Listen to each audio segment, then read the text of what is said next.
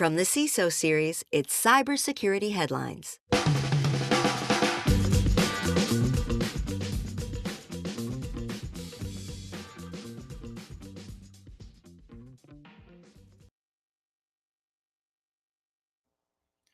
Chinese threats from power inverters and other critical infrastructure, a major security lapse in government's OPEXA systems, and there's a new bill for cyber workforce enhancement. These are some of the stories that my colleagues and I have selected from this past week's cybersecurity headlines. And now we're looking forward to some insight, some opinion, and of course, some expertise from our returning guest, George Finney, CISO over at the University of Texas System, making his third appearance on the show. It's been a hot minute, but George, thank you so much. I know you're busy over there at the university in the great state of Texas. How was your week in cybersecurity? I'm having a fantastic week. Thank you for asking, Rich. My last book, Project Zero Trust, was inducted into the Cybersecurity Hall of Fame. Congratulations! And my new book, Rise of the Machines: Zero Trust in AI, comes out in 2 weeks. So I'm just living the dream over here. Absolutely. That what could be better? I guess the only thing that could be better would be 3 stars that we just gave you. I hope your book gets all the stars that are available in whatever reviewing platform you have. If it's 3, I hope you get 3 stars. We've got to also thank one of our 3-star or maximum star sponsors that's supporting the show this week, Conveyor, the #1 AI for Trust Center and Security Questionnaire Automation. Also, Star Maximalists, we have to thank all of the people that join us on our live chat. And how do you do that? Will you join us on YouTube? You can either go to the CISO Series or go to CISOseries.com, hit the events drop down and look for the cybersecurity headlines week in review image, or just go to YouTube, subscribe to the CISO Series channel, and you will get all of our great content, including all of our live streams there as well. Be sure to contribute in our chat if you are here live. If you are not here live, you can email us your feedback to some of these stories or just about the show in general. Feedback at CISOseries.com. We're looking at every single thing that's coming in there. Feedback at CISOseries.com. Can't wait to hear from you. Just a quick reminder that all of George's opinions are his own, from his expertise, from the depths of his soul, not necessarily those of his employer, friends, or indeed nemesis, whatever we're going with there. These are George's opinions. We've got about 20 minutes, so let's jump into the news. First up here, DefendNot tool can disable Microsoft Defender. DefendNot is a tool built by a developer who goes by the handle ES3N1N, catchy there. It can apparently disable Microsoft Defender on Windows devices simply by registering a fake antivirus product, even when no real AV is installed. As reported in Bleeping Computer, the tool utilizes an undocumented Windows Security Center API that antivirus software uses to tell Windows it is installed and is now managing the real-time protection for the device. When this happens, Windows automatically disables Microsoft Defender to avoid conflicts from running multiple security applications on the same device. Microsoft has since taken steps to detect and quarantine this specific tool. George, this is what journalists might be calling bearing the lead here. The story is not really about this particular tool as much as it appears to be kind of this loophole that can be exploited with Windows Defender and trying to get out of its own way. Does this come as a surprise to you?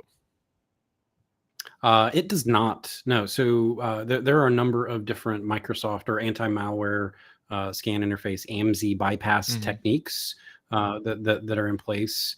I mean, every company that's had ransomware over the last however many years has had some sort of AV in place, and the bad guys know how to get around it. Quick plug for my new book, Rise of the Machines. We talk about it in there. But yeah, we definitely need to understand what our tool capabilities are, but also the realities of the operating system, and there are things that you can do to help prevent bad things from happening outside of just your EDR tools. So your zero trust program has to take all of those blind spots or gaps into account. All right, next up here, rogue devices found in Chinese-made power inverters. U.S. security experts have discovered hidden kill switches and undocumented cellular radios in Chinese-made power inverters used in the U.S. and European solar farms. These rogue devices could allow Beijing to remotely disable parts of the power grid during a conflict, raising serious national security concerns. While inverters typically do allow for remote access for things like maintenance, experts found covert communication hardware not listed in product documentation. This is the Dr. Evil version of the buried lead here, although in this case, we're looking at solar farms. Having remote kill switches on these being built into U.S. infrastructure. Solar farms not a like a mat like a majority of the U.S. infrastructure, but a significant part of it. Definitely not a good thing here. I'm curious, what's your take on this? I mean, there's a long list of federal applications that are banned because of this kind of thing, right? So not something that's necessarily new, but it's a huge concern.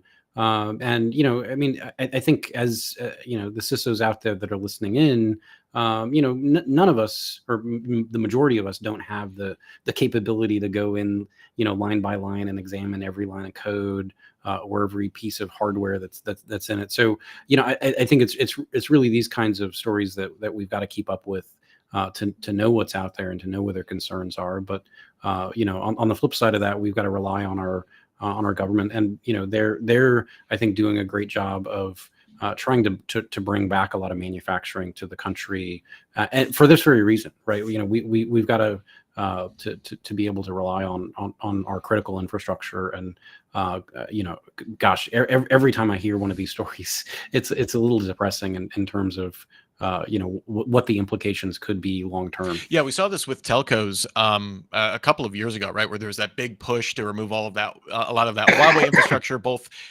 in Europe and in the U.S. And this kind of reminds me of that, where the struggle for this is individuals that might have these, smaller utilities that might have these, or co-ops that might have these, that they bought them probably because they were the most cost efficient solution that was out there, don't have visibility into this. And I imagine the challenge of communicating this, and what does the risk to like, this is a very classic CISO question, right? What's the risk of this? What does this actually mean to me? We know these facts are out here.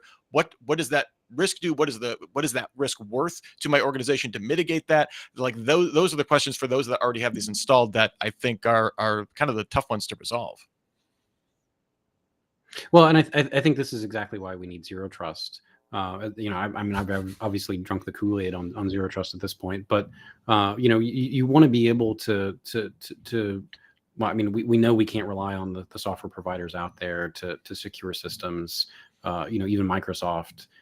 So how do we do that? Well, we need to organize our networks and our environments to be resilient enough to not have this be a concern, because it's a reality now, that we're seeing buried vulnerabilities or on purpose backdoors in some of this software out there. And I think zero trust is the only way to really work in this kind of All right, next up here, bipartisan bill for federal cyber workforce training. Representatives Pat Fallon and Marcy Kaptur, shout out Ohio, have introduced the Federal Cyber Workforce Training Act in the House. The bill calls on the National Cyber Director to plan for the creation of a centralized training center for federal cyber workforce development. The center would focus on setting cybersecurity standards for new federal employees at the start of onboarding, and really specifically geared at entry-level workers with role-specific training developed in cooperation with relevant federal agencies. The bill also proposes the idea of specialized training for federal HR officials to better recruit personnel for the federal cyber workforce. Interesting development. One, given that bipartisan, something that can still, I guess, occur, we're allowed to, I guess. But given that human resources is an integral but often overlooked segment of the cybersecurity supply chain, do you have examples of organizations, or I guess thoughts on this, that have like the idea of upskilling your HR department from a cybersecurity perspective, and like what does that look like? I guess. I mean, well, hopefully, cybersecurity is one area that all politicians can agree on. It's a beautiful dream thing, and so I mean, it's great to see things like this. But yeah, I've in one of my previous books, well aware, we've started some sort of a consulting practice based around cybersecurity as a habit. So I've worked with HR folks to train them. And when I think back to what is it, Know Before last year, that inadvertently hired a North Korean deepfake, right? As I think about zero trust in an organization, I don't think solely about the technology or architecture. I like to say people are the most important part of zero trust. So thinking about how you expand that out to include HR, because right, you've got to be early in the planning process with them to I mean, we know the bad guys are uploading malware into resumes. We know they're creating fake accounts and deep faking, interviews, right, over Zoom or what have you. So, I mean, we've got to start even earlier in the process, not just doing background checks or reference checks like we're used to. I think we've got to go even earlier into the process to secure every element of how humans Yeah, interact it's with the one of those business. things where we're always talking about, oh, we have the network edge, or identity is the new perimeter. We're always thinking of like the outermost part, right, where our organization cybersecurity can reach. And I had never up until we were seeing all the deep fakes hit. You absolutely brought up right. We've seen numerous cases similar to that since the Know Before case. But yeah, that idea of we really need to not just obviously secure their endpoints that HR is using. This is table stakes, but really bringing them into at least understanding what cybersecurity is trying to do, what are best practices. And I love that idea of, people are your best resource when it comes to zero trust. I think that's, I hadn't heard that before, but yeah, 100% agree. All right, before I move on to our next story, a few minutes with our sponsor for today, Conveyor. Are you still dealing with security questionnaire chaos this week? If so, get Conveyor's AI to knock them out for you. Connect Conveyor to any source. Easily upload any format of questionnaire or use the browser extension for portals, and their AI handles the rest. From parsing the questions to generating answers and auto tagging collaborators. Let Conveyor do the work for you. Learn more at conveyor.com. That's CONVEYOR.com. All right, we saved one of my favorites for right after the break here. Vulnerability exploitation probability metric proposed by NIST and CISA researchers. NIST and CISA have developed the likely exploited vulnerabilities, or LEV, a new metric using mathematical equations to predict vulnerability exploitation probability. This complements KEV and EPSS to improve patching prioritization by identifying potential overlooked threats. NIST is currently seeking industry partners to evaluate LEV's real-world impact. Seems to be a positive development. Every time we talk about, CVS, it's critical or whatever like that, doesn't mean anything without any kind of organizational context. I'm curious, does that help? Do you see this as helping, or is this another data point? And I'm curious, does this add to the noise, or does this help the signal get through here, George? I think it is a positive development, like you say. I mean, I think that it's minority report for Precog CVEs. CVEs. No, uh, no. I mean, like you said. I mean, I think context is really, really important. And so, if it's a critical vulnerability on on one of your crown jewels, right, you treat it differently. If it's on a unrouted network, private in your organization, air gapped, I mean, you treat those differently. But I will say, in the in defense of LEV, we do tend to have challenges with understanding CVEs and applying them.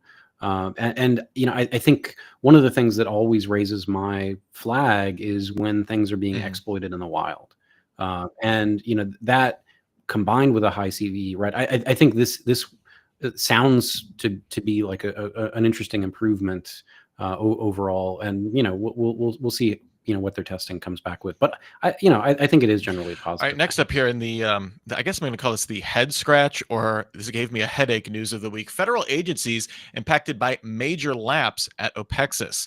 A lot of setup here, but there's a lot of ins and outs. There's no other way around it. The Thoma Bravo company OPEXIS provides digital tools that federal government agencies use to process electronic records. If you haven't heard of them, no one had unless you worked in the federal government. Now we all know about them.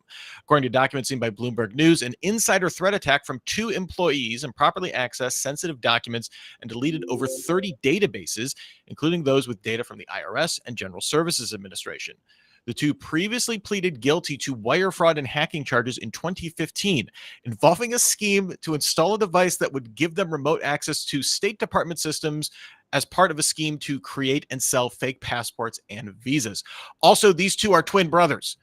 When OPEXIS officials held a virtual human resources meeting with the brothers to terminate them after getting flagged by the FDIC for their previous exploits, shout out to OPEXIS HR screenings, they deleted and exfiltrated data while on the call, and then within an hour after being released. George, this is have you seen a similar cascade, I guess, of failures in terms of just not cutting off people when you fire them, not doing background, like how do we process this kind of story like this? I mean, I'm so thankful you brought this to my attention, because I think I found the plot line for my next novel. Twin brothers. Honestly, like, the twin brothers gets me. I mean, that just, I mean, you can see them, like, plotting together, over drinks at night and coming up with, I mean, no, I've not heard of this level of, like, oops, they were found guilty of a federal crime and got hired again by a federal contractor just a couple of years later. I mean, the damage that they did is horrible.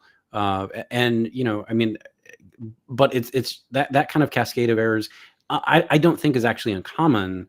I hear from folks all the time that their admin credentials still work at the job they left 5 years ago. There's a lot of work that's left to be done, and this just highlights that ongoing issue. The one plus side is to all of this is, as someone with siblings, it's hard to find an activity you can both do together, and at least they're they found a common interest, they found a bond, they're keeping that going into adulthood. That's tough. They've bonded, and now they'll have to pay their bonds together. CPU UK was one of our frequent commenters on our YouTube. Thanks for joining us in the live stream here. It says OPEXIS, twin levels of arrogance and incompetence. I want to see the report coming out. Like, I do want to see what this came out. This could have been, okay, the background check failed and there are other control, so, like, I don't want to completely finger wag, but this is like eyeballs, like, popping out of the head level stuff here. So George, if you do end up writing that book, I will pre-order that immediately. That sounds amazing. Next up here, SK Telecom says malware breach lasted 3 years, impacted 27 million numbers. South Korea's SK Telecom reported a nearly 3-year-long undetected malware breach beginning in June 2022, which compromised sensitive SIM data of nearly 27 million customers, including authentication keys and contact information, elevating SIM swapping risks. Easy for me to say. Investigations identified 25 malware types on 23 servers, but the full scope of data loss is uncertain due to limited early logging. I guess I'm just going to head scratch all the way through the end of the show here. George, 25 malware types on 23 servers seems like a lot of malware types. Certainly not a great look for SK Telecom. This show has taught me nothing but empathy. I like to think that cybersecurity is extremely hard. I guess contextualize this for me. Is that like a typical, like, that sounds bad in the headline, but does SK Telecom appear to have like a serious internal security problem? Would that be representative of, hey, someone found their way in and multiple parties are hitting these servers now that they're exposed?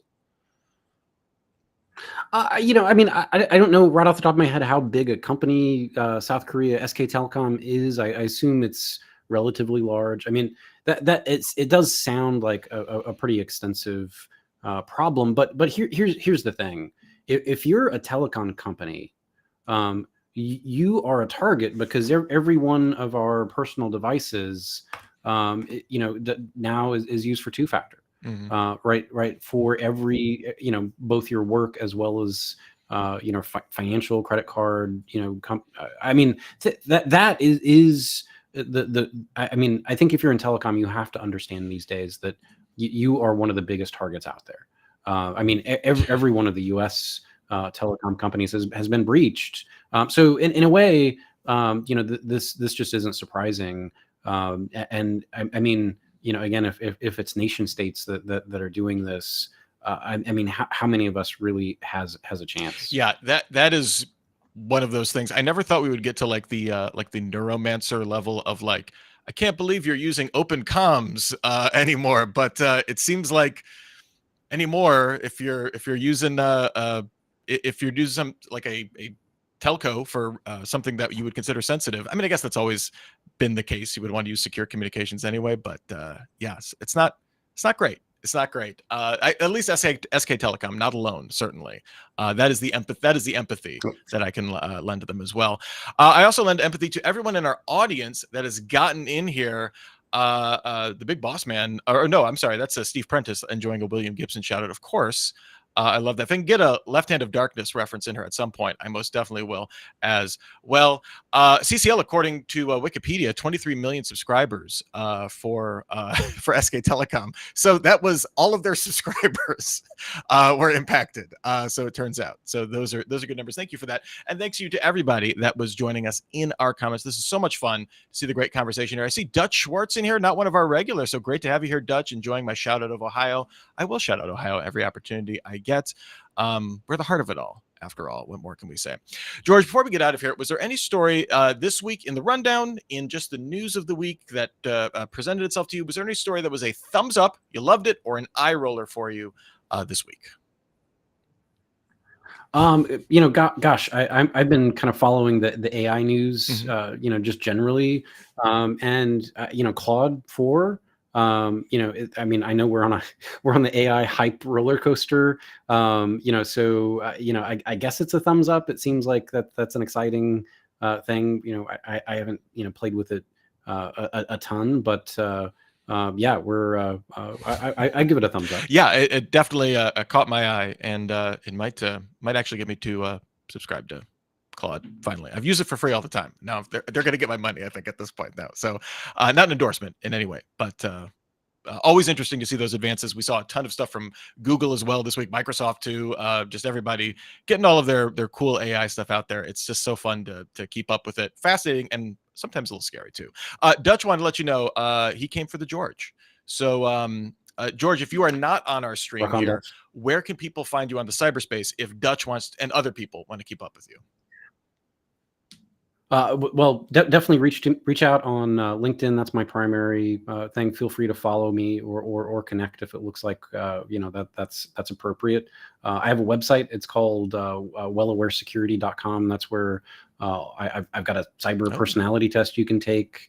We've got some of my book resources. So if you want to download the appendix, the new book, Rise of the Machines, coming out on June 10th. So in about 2 weeks, we'll have some stuff up there as well. But yeah, excited to be able to get the word about zero trust and how to secure Absolutely. AI. We have links to all of those in our show notes. Check out the book. If it's from George, it's got to be great. I know Dutch is going to be pre-ordering it for sure. I'm speaking for him. Dutch, you are now committed. Thank you so much, George Finney, CISO over at the University of Texas System. Truly, truly appreciate your time. I had a blast in this conversation.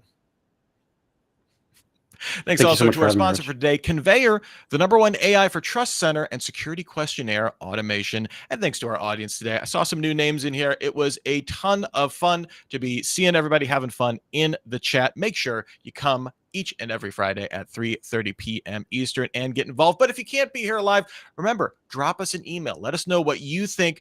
Do you have a twin brother and you wish you could hack with them? I'm just happy you're wanting to stay together. Feedback at CISOseries.com. Let us know. Remember, we've got a whole big Friday coming up next week. We've got Super Cyber Friday. It starts out at 1 p.m. with hacking, provable security, an hour of critical thinking on how to go beyond security ratings and questionnaires. Like I said, 1 p.m. for that. And then we'll have our weekend review at 3:30 p.m. Eastern. To register, get more information about all of these, you need to go to the events page at CISOseries.com. In the meantime, you can still get your daily news fix every single day through cybersecurity headlines. Give us about 6 minutes. We'll get you all caught up. For myself, for our amazing producer, Steve Prentice, For George and for all of us here at the CISO Series family, here's wishing you and yours to have a super sparkly day.